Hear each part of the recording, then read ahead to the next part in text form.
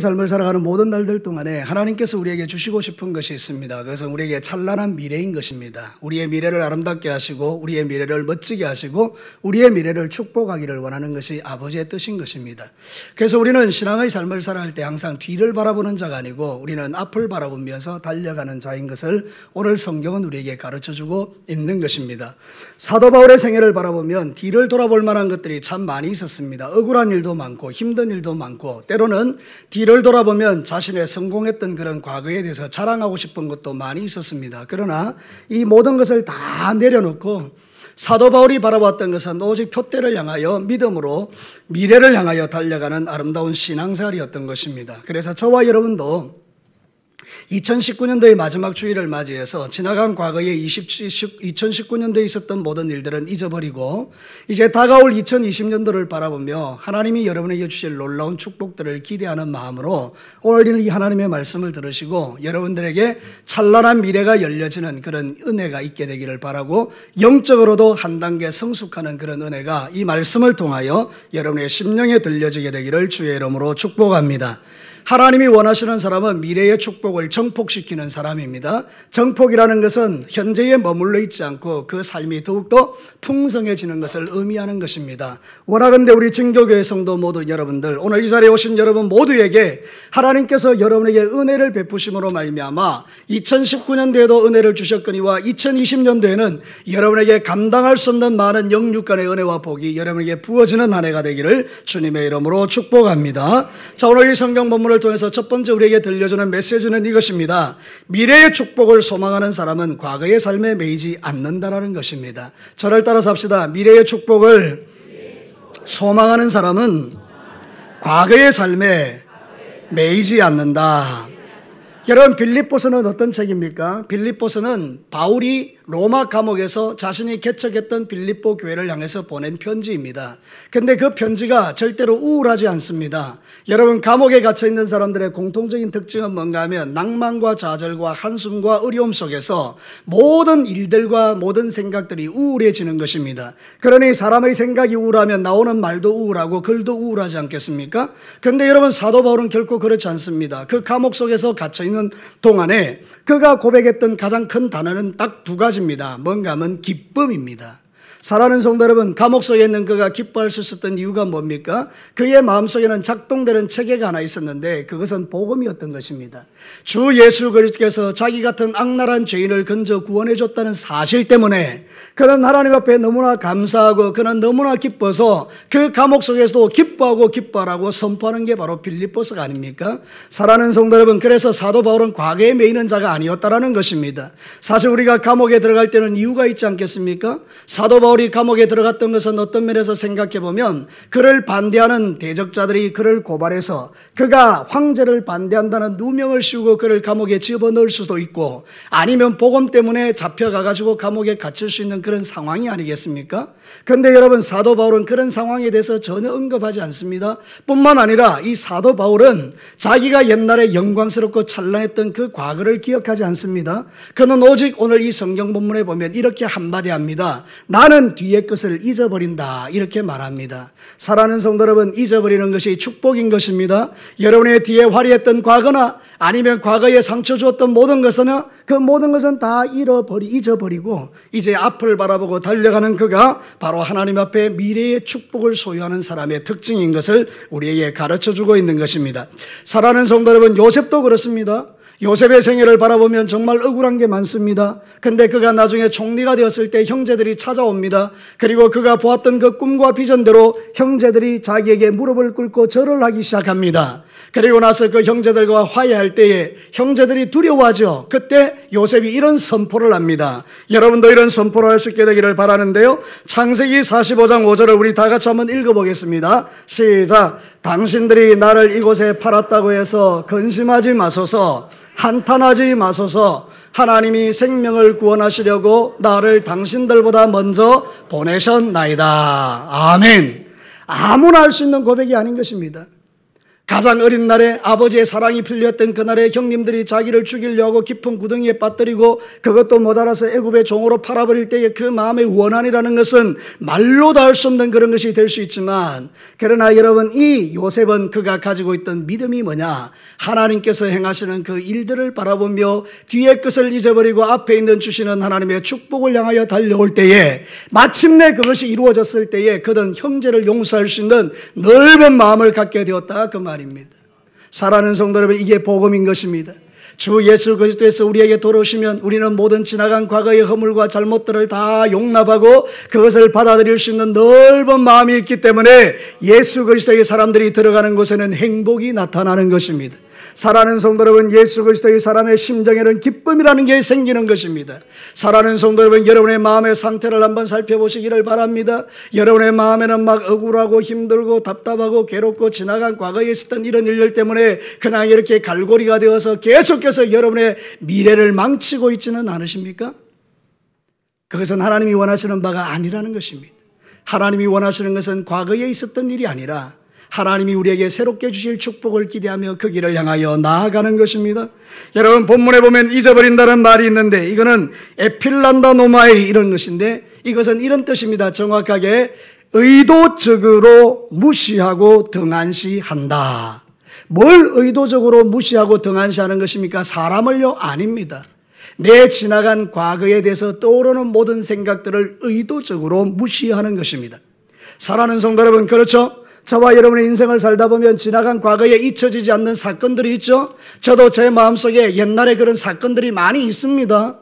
그런데 여러분, 그런 생각이 떠오를 때마다 묵상하고 생각하고 기억하고 미워하고 더 그 미움의 깊이를 깊이 있게 새겨가는 것이 아니라 우리는 이렇게 반응하는 것입니다. 하나님, 원수가 또 과거를 통해서 내 마음에 상처를 줍니다.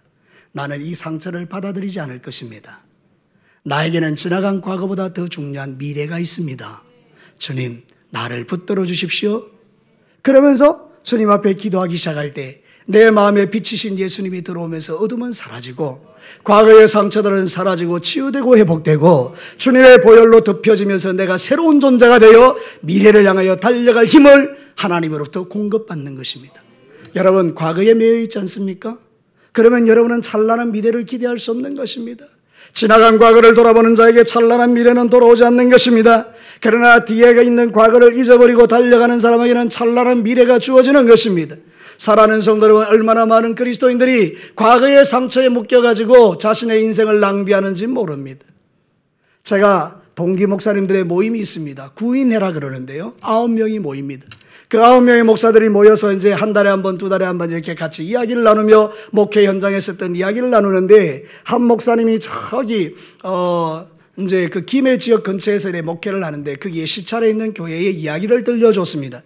여러분, 그 교회에 장로님 두 분이 계셨는데 이 장로님 두 분이 젊은 날에 너무 사이가 좋았습니다. 교회 일을 척척 도맡아 하면서 협력하고 위로하고 격려하면서 두 사람이 사이좋게 지냈습니다. 그런데 그분들이 다 장로님이 되고 교회에서 이제 유력한 일을 하는 중에 당에서 충돌이 하나 일어났습니다. 두 분의 생각이 달랐던 것입니다. 여러분, 놀랍게도 그때부터 두 사람은 등을 지기 시작했습니다. 그리고 계속해서 그 반목과 질시와 그런 것들을 대립을 계속하게 된 것입니다. 그런데 여러분, 어떤 일이 생겼는가 하면 나이가 점점 들어가면서 한 분 장로님에게 불치의 병이 걸리게 됐습니다. 깊은, 본인들이 어떤 노력을 해도 안 되고 병원에서도 안 되는 깊은 질병에 들리게 된 것입니다. 병원에 입원하게 됐습니다. 한 분 장로님에게 하나님의 은혜가 임했습니다. 주께서 기도하는 중에 너희들이 얼마나 잘못했는지 아느냐. 그래서 철저하게 회개하고 찾아갔습니다. 병원에 가서 이제 마지막으로, 여보게, 내가 참 잘못했네. 우리 이런 것 가지고 이렇게 살아온 세월이 너무 내가 생각하니 마음이 아프네. 내가 너무 잘못했으니까 나를 용서해 주게. 그때 여러분, 놀라운 반응이 일어났습니다. 우리의 기대는 그 아프신 장로님이 돌아서서 눈물을 흘리며 그의 손을 잡고 나도 미안하네 이러는 게 아름다운 그림인데, 이 장로님은 그만 끝까지 용서를 못 하셨습니다.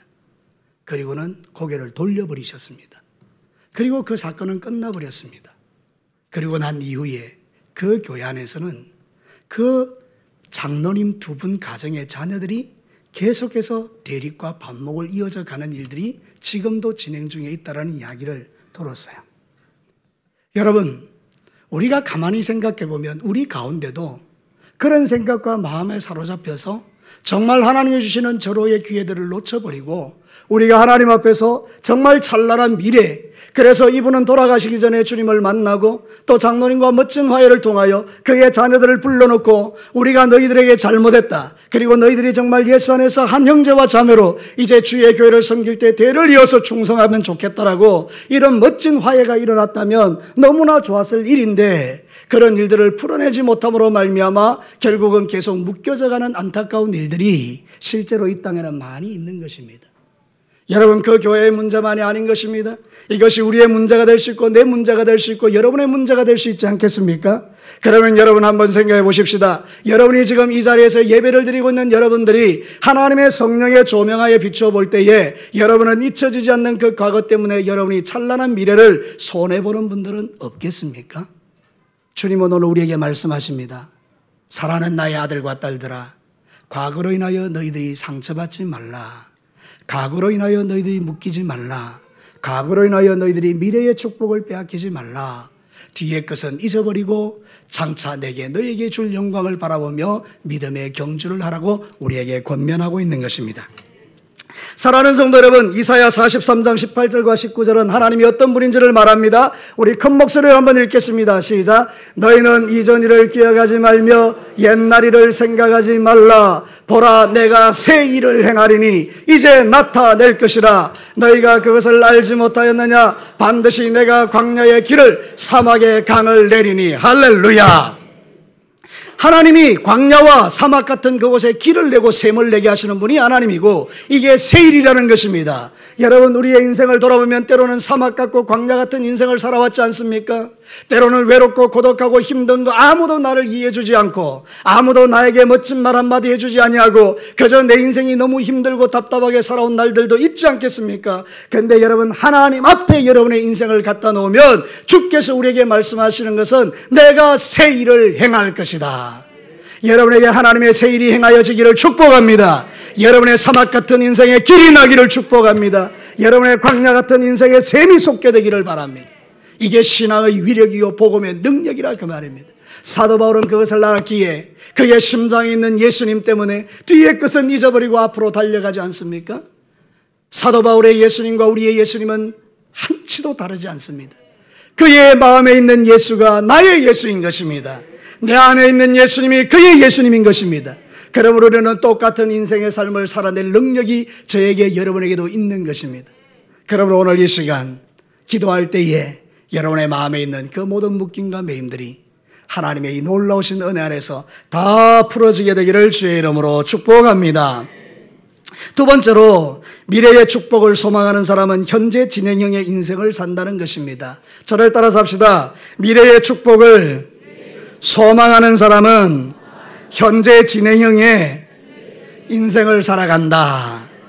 여러분, 오늘 12절 말씀 한번 볼까요? 같이 한번 읽겠습니다. 시작. 내가 이미 얻었다 함도 아니요 온전히 이루었다 함도 아니라 오직 내가 그리스도 예수께 잡힌 바 된 것을 잡으려고 달려가노라. 아멘. 중단하지 않는 이야기라는 것입니다. 사도 바울이 뭐라고 말합니까? 난 아직 잡은 줄로 여기지 않는다. 나는 앞으로도 계속 잡으려고 달려간다. 계속 형제 진행형이다. 내 믿음은 점점 진행되는 형이다. 여러분, 이게 광야에서 증명되었습니다. 광야의 이스라엘 백성들에게 날마다 새로운 은혜가 부어진 것입니다. 여러분, 날마다 만나가 내린 것입니다. 어제도 만나 내리고 오늘도 만나 내리고 내일도 만나 내리고, 그래서 이스라엘 백성들은 그 한날의 은혜를 충만하게 받고 한날의 삶을 살아냈던 것입니다. 여러분, 이게 우리에게 던지는 메시지가 뭔지 아십니까? 우리의 신앙에도 그날의 은혜가 있다라는 것입니다. 그래서 우리는 그날의 은혜를 기대하고, 하나님, 내가 어제는 실패했지만 오늘은 주님 주신 은혜로 성공합니다. 하나님, 나는 오늘 승리합니다. 오늘의 은혜를 내게 주십시오. 그러면서 이 믿음의 길을 걸어가는 것입니다. 여러분, 자전거를 탈 줄 아십니까? 자전거를 타다 보면 페달을 밟으면 자전거가 어느 정도 나갑니다. 그런데 페달을 밟지 않으면 결과가 어떻게 됩니까? 잘 모르십니까? 여러분, 이 페달을 밟지 않으면 자빠지는 것입니다. 우리의 신앙생활도 동일합니다. 여러분이 신앙생활 때 기도의 페달과 말씀의 페달을 계속 밟고 가기 시작하면 우리의 예배가 풍성해지고 은혜가 풍성해지고 하나님을 향한 헌신과 충성도 풍성해지고 하나님이 주시는 축복도 풍성해집니다. 근데 여러분이 어느 정도 그것을 받았다고 해서 가던 길을 멈추게 되면 자전거는 자빠지듯이 우리의 믿음이 실족되는 경우들이 많더라 그 말입니다. 그러나 여러분, 신앙생활은 현재 진행형인 것입니다. 어제 받았던 축복으로 만족하지 마십시오. 어제 받았던 그 영광으로 만족하지 마십시오. 오늘은 오늘 받을 은혜가 있고 오늘 받을 영광이 있는 것입니다. 그래서 그 믿음을 가진 자들은 현재 진행형으로 달려가는 것입니다. 사랑하는 성도 여러분, 디모데전서 4장 14절과 15절 우리 같이 한번 크게 읽어볼까요? 시작. 내 속에 있는 은사 곧 장로의 해에서 안수받을 때에 예언을 통하여 받은 것을 가볍게 여기지 말며 이 모든 일에 전심전력하여 너의 성숙함을 모든 사람에게 나타나게 하라. 이게 지금 성숙을 나타내게 하라는 건데 옛날 성경 개역 한글에 보면 너의 진보를 나타내라 이렇게 말해요. 전심전력해서 너의 믿음의 진보를 나타내라. 어제 믿음과 다른 오늘의 믿음을 보이라 이 말이잖아요. 근데 이게 쉬운 성경에는 더 쉽게 설명해 놨습니다. 온 마음을 다해 충성하여 그대가 발전하는 모습을 사람들에게 보여주십시오. 와, 이 말의 의미가 그거란 말이에요. 당신의 그 발전하는 신앙의 모습을 사람들에게 보여줘라. 이게 바로 현재 진행형의 인생이라는 거예요. 우리는 화려했던 과거의 이야기를 끄집어내며 왕년의 옛날의 과거의 이런 이야기를 많이 하기를 좋아합니다. 그런데 저는 항상 여러분들에게 선포하는 말씀이지만 이런 말 딱 한마디 하고 싶어요. 그래서 어쩌라고요? 여러분 지나간 과거에 여러분이 어떻게 삶을 살았던 것은 이미 하늘나라 생명책에 하늘나라 행위책에 다 기록되어 있습니다. 여러분의 입으로 언급하지 않아도 하나님께서 기억하고 계시다가 주님 앞에 서는 날 여러분이 살았던 삶에 대해서 영광의 상급을 주실 줄로 믿습니다. 그런데 여러분 중요한 것은 과거가 아닙니다. 왕년에 어떻게 살았느냐 그게 아닙니다. 지금 이 순간 이 자리에 내가 뭐 하고 있느냐 이 말입니다. 그래서 여러분 진짜 이 믿음을 가진 사람은 이 예배에 집중하게 되어 있습니다. 지금 내가 드리는 예배에 집중한다 그 말입니다. 여러분의 귀에 들려지는 하나님의 말씀에 집중하는 것입니다. 이 말씀이 내 인생의 마지막 말씀이 될 수 있기에. 그래서 그 말씀에 집중합니다. 그런 사람에게 믿음의 복이 부어지고 성장이 일어나는 것입니다. 옛날이 좋았는데 그래서 어쩌라고요? 여러분 제가 이렇게 말할 겁니다. 옛날에 나 괜찮았는데 이러면 여러분들 이러셔야 됩니다. 그래서 어쩌라고요? 아시겠죠? 나 옛날에 참 괜찮았어요. 이거 질문 여러분들이 자주 하셔야 돼요. 옛날 이야기 자꾸 하시면 그래서 어쩌라고요? 지금 내가 하나님 앞에 받는 은혜 그게 진짜 중요한 거예요. 지금 엎드려 기도해야 하는 것입니다. 지금 엎드려 말씀 봐야 하는 것입니다. 지금 엎드려 그날의 은혜를 받아야 하는 것입니다. 그런 면에서 새벽 기도는 정말 중요한 기도입니다. 하나님 아버지 내가 세상의 시시한 소리 듣기 전에 오늘 주님이 주시는 만나를 내가 받아먹고 이 하루를 주님 앞에 능력 있게 살아가기 원하오니 하나님 내 삶의 자리에서 새벽을 깨웁니다. 그리고 그 새벽을 주님 앞에 드리기 시작할 때 하나님은 그 새벽에 우리에게 주시는 놀라운 은혜를 통하여 해마다 달라지는 은혜를 우리에게 주시는 거예요. 여러분 저는 새벽 기도가 정말 어려웠던 사람입니다. 저는 목사고 지금도 목사지만 여러분 우리 진교교회 옛날 분들은 다 알아요. 제가 얼마나 새벽 기도를 힘들게 했던지. 그때는 너무 새벽 기도가 힘들었는데요. 지금은 그렇지 않아요. 여러분 새벽 기도가 너무 좋은 거예요. 왜냐하면 그날에 주시는 하나님의 은혜가 제게 있기 때문이에요. 어제는 정말 내 마음에 속상하는 일들이 있고 어제는 내 마음을 격동케 하는 사건이 있었고 어제는 모든 것을 다 집어치우고 싶은 그런 마음이 들다가도 새벽에 와서 주님 앞에 머물기 시작하면 주님이 만나를 주실 때 그 만나가 나를 행복하게 해서 하나님 다시 용기를 낼게요. 다시 일어설게요. 주님 다시 한번 달려가겠습니다. 오늘도 나는 현재 진행형의 인생입니다. 과거에 묶이지 않겠습니다. 하나님 과거의 상처에 묶이지 않겠습니다. 지금 내가 달려갑니다. 이러고 일어서는 거예요. 사랑하는 성도 여러분, 여러분의 삶에도 이런 현재 진행형의 축복이 있게 되기를 축원합니다. 사도 바울은 그렇게 살았다는 거예요. 내가 잡은 줄도 여기지 않는다. 나는 이미 얻었담도 아니다. 나는 하나님이 나에게 주실 것을 바라보며 지금도 달려가고 있다. 나는 지금도 기도의 페달을 밟고 지금도 말씀의 페달을 밟으며 내 인생의 자전거, 믿음의 자전거를 타고 있다. 이렇게 지금 말하고 있는 거예요. 여러분들 가운데 지금 말씀 듣는 여러분들 중에 과거의 화려한 영광에 사로잡혀서 자전거를 타면서 내리막길을 쭉 걸어가면서 두 발을 쭉 뻗고 이렇게 아무것도 안 하고 쭉 내려가고 계십니까? 가끔 우리 자전거 탈 때 그럴 때 있거든요. 내리막길 내려갈 때요, 페달 안 밟고 그냥 쭉 잡고 두 팔을 쭉 벌리고, 교만한 자들은 안장 위에 서기도 합니다. 그래 막 가다가 꼬꾸라지는 거예요. 파다닥 자빠지는 거죠. 여러분, 우리 인생이 그런 겁니다. 교만하면 자빠지는 겁니다. 우리는 매일 페달을 밟아야 하는 것입니다. 여러분의 삶 속에 기도의 페달이 계속 현재 진영으로 돌아가기를 축복합니다. 여러분의 삶 속에서 말씀의 페달이 돌아가기를 축복합니다. 전도하는 열정들이 계속 일어나기를 바라요. 여러분이 주를 위하여 충성하는 그 열정도 계속되기를 바라요. 에베소서 5장 15절 17절 마지막 시대에 대한 권고입니다. 함께 읽겠습니다. 시작. 그런즉 너희가 어떻게 행할지를 자세히 주의하여 지혜 없는 자같이 하지 말고 오직 지혜 있는 자같이 하여 세월을 아끼라. 때가 악하니라. 세월을 아끼래요. 왜? 때가 악하기 때문이에요. 이 세대가 워낙 악하기 때문에 정신 차리지 않으면 마귀의 밥이 되는 겁니다. 여러분의 마음의 중심을 한번 살펴보십시오. 무슨 생각이 가득한가? 하나님의 은혜로 충만한 사람은 말도 은혜롭고 행동도 은혜롭고 표정도 은혜롭고 아무도 아멘 안 하시는 거 보면 여러분들이 정말로, 사랑하는 성도 여러분, 다시 하겠습니다.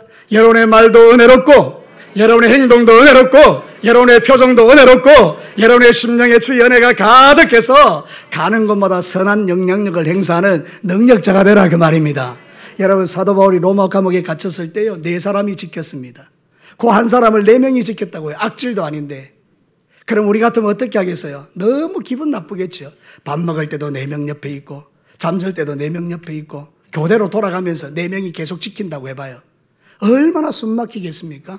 근데 사도 바울은요, 그 4명에게 둘러싸여가지고 그 삶 속에 은혜가 충만하니까요, 그 4명 중에 한 명이 예수를 믿는 겁니다. 사도 바울을 보면서, 야, 이 사람 정말 좀 다르다. 내가 만났던 재수하고는 질이 다르다. 뭔가 억울하다고 말하지도 않고 누명 썼다고 말하지도 않고 찬송하고 기도하고 선한 영향력 행사하고, 한 사람이 예수를 믿었어요. 그때 옆에 있던 사람이, 야, 그 사람 봤냐? 좀 이상하지 않더냐? 맞다, 그거 좀 이상하다. 나 예수 믿기로 했다. 둘이 예수 믿었어요. 근데 여러분 어떻게 되겠습니까? 나머지 2명은 믿었겠습니까? 안 믿었겠습니까? 또 믿는 거예요. 그게 온 시대들에 나타났다고 했어요, 성경에. 온 시대들이라는 것은 온 감옥을 말해요. 온 감옥에 바울 한 사람의 영향이 쫙 나타나서 그 사람들이 하나씩 예수 믿었다는 거예요. 여러분, 얼마나 위대합니까? 그죠? 여러분 한 사람이 그렇게 세상에 영향력을 행사할 수 있는 놀라운 능력을 가진 사람입니다. 저를 따라서 합시다. 나는 세상을 변화시키는 하나님의 능력을 가진 자다. 아멘입니다. 여러분, 이런 자존감을 좀 가지세요. 여러분 주변에 있는 사람이요, 여러분 때문에 변화돼요. 너무나 아름답게. 그게 하나님이 여러분을 구원하신 목적이에요. 군대 가면 동료들이, 후배들이 또는 선임들이 다 이렇게 예수를 믿는 거죠. 여러분, 오늘 이 성경 본문을 통해서 우리에게 말씀하시는 것은 바로 그것입니다. 이 마지막 때를 살아가면서 저와 여러분들이 미래의 축복을 소망한다라면 현재 진행형의 신앙사를 잘하라는 거죠. 자, 마지막 3번째입니다. 미래의 축복을 소망하는 사람은 남다른 목표와 기대를 가지고 사는 겁니다. 저를 따라서 크게 마지막으로 한번 합시다. 미래의 축복을 소망하는 사람은 남다른 목표와 기대를 가지고 산다. 여러분, 오늘 성경 본문 14절을 큰 목소리로 한번 읽겠습니다. 시작. 표대를 향하여 그리스도 예수 안에서 하나님이 위에서 부르신 부름의 상을 위하여 달려가노라. 아멘. 이 말씀은 사도 바울이 뭘 기억하고 적은 건가 하면, 그 당시에 로마 경기요, 달리기 있지 않습니까? 달리기. 그래서 앞에 표대를 딱 정해놓고 이 사람들이 출발하면 달려가는 겁니다. 그러면 모든 사람이 그 표대에서 1등하기 위해서 막 달려가죠. 최선을 다해서. 그 이야기를 지금 하는 겁니다. 사도 바울에게는 소망이 있었습니다. 뭔가 하면 자기가 인생을 끝나고 나면 하나님이 자기에게 주실 그 부름의 상, 그게 자기의 소망이었어요. 자, 여러분, 오늘도 여러분에게 한번 도전해보고 싶어요. 여러분이 지금 살아가는 이유와 목적이 뭡니까? 하나님, 나는 좀 더 넓은 집에 살고 싶어요. 하나님, 나는 좀 더 좋은 자동차를 갖고 싶어요. 하나님, 나는 좀 더 건강하게 오래오래 살고 싶어요. 이런 이야기를 우리가 할 수 있지 않겠습니까? 근데 우리가 진짜 예수님이 내 안에 들어오면 하나님, 내가 주님 앞에 섰을 때 하나님께 받을 상이 많게 하여 주옵소서. 우리 진교회 성도 여러분, 오늘 예배드리는 여러분들이 천국에 들어갔을 때 주님께 받을 상급이 가득하기를 주의 이름으로 축복합니다. 이게 예수 믿는 사람하고 안 믿는 사람의 차이예요. 예수 안 믿는 사람에게 이런 소망조차 없어요. 여러분, 과거에 제가 이제 총론주일날 오셨던 그 조합장님하고 제가 이제 식사를 하게 됐어요. 우리 박철환 집사님이 이렇게 식사를 제공해서 우리가 같이 가서 먹게 됐는데, 그 조합장이 이제 앉아서 하는 이야기가 이거예요. 자기가 수많은 사람들을 만나봤는데 여러분, 그 사람들의 마음에 공통적으로 갖고 있는 게 죽음에 대한 두려움이라는 거예요. 목사님, 사람들은요 다 죽는 것을 두려워해요. 이분이 이렇게 이야기하더라고요. 그래서 사람들에게 소망이 없는데, 이 조합장님의 말이 마지막에 참 멋진 게 뭔가 하면, 자기도 지금 80%는 넘어왔는데 이 진교에 나이 많은 어른들은 다 예수 믿어야 됩니다. 우리가 가지고 있는 이 믿음의 능력이 위대함을 그가 아는 겁니다. 세상 사람들은 죽는 게 두렵습니다. 그들은 영적으로 느끼는 겁니다. 오늘 죽으면 들어갈 지옥이 있다는 것을.